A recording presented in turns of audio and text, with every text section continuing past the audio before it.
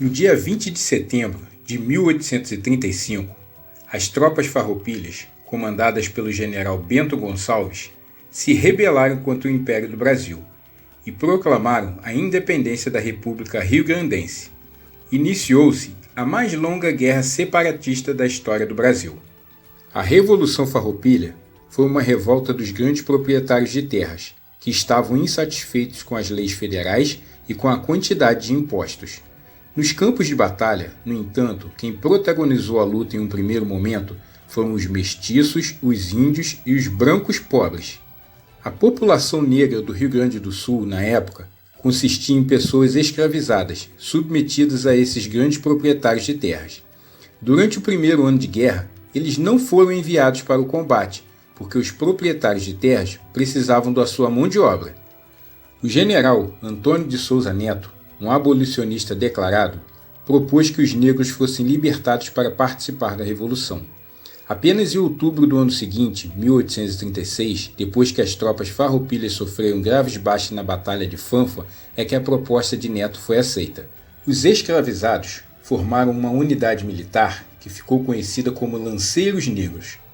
Eram exímios combatentes de cavalaria, armados com lanças compridas. Eles lutavam com a ideia de que a liberdade estava condicionada à vitória sobre o regime escravocrata do Império do Brasil. Durante a Revolução Farroupilha, os lanceiros negros tiveram participação decisiva nas batalhas ao lado dos farrapos. Porém, a guerra contra as tropas imperiais se tornou cada vez mais inviável. As negociações de paz avançavam cada vez mais entre os dois lados do conflito. Poucos detalhes restavam para que a guerra chegasse ao fim. Um dos principais impasses era justamente a situação dos lanceiros negros. O Império Brasileiro não queria homens negros em liberdade, armados e experientes em combate. Porém, o abolicionismo havia sido declarado como um ideal farroupilha e era condição exigida pelos revolucionários para que a paz fosse selada. Os grandes proprietários de terras gaúchos, no entanto, estavam longe de serem considerados fiéis seguidores dos ideais farroupilhas. Na verdade, os proprietários de terras compartilhavam do mesmo pensamento que os imperiais, no que se referia aos negros, pois o trabalho escravo era a principal mão de obra em suas fazendas. Esse foi o contexto que levou o general farroupilha Davi Canabarro e pelo imperial Barão de Caxias a firmarem um acordo e eliminaram o impasse pela raiz. Em novembro de 1844, conforme combinado entre os dois líderes militares, Canabarro ordenou a tropa de lanceiros negros para que fossem desarmados até o cerro de Porongos e lá montassem acampamento.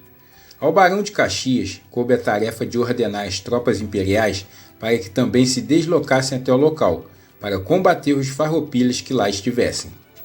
Desarmados e pegos de surpresa, os negros farroupilhas foram dizimados pelos soldados imperiais. O massacre resultou na morte de centenas de lanceiros. Os poucos que sobreviveram foram enviados ao Rio de Janeiro para serem reintroduzidos à vida de escravidão e trabalhos forçados. Com o extermínio da tropa dos lanceiros negros, o principal impasse entre os farrapos e os imperiais já não existia mais.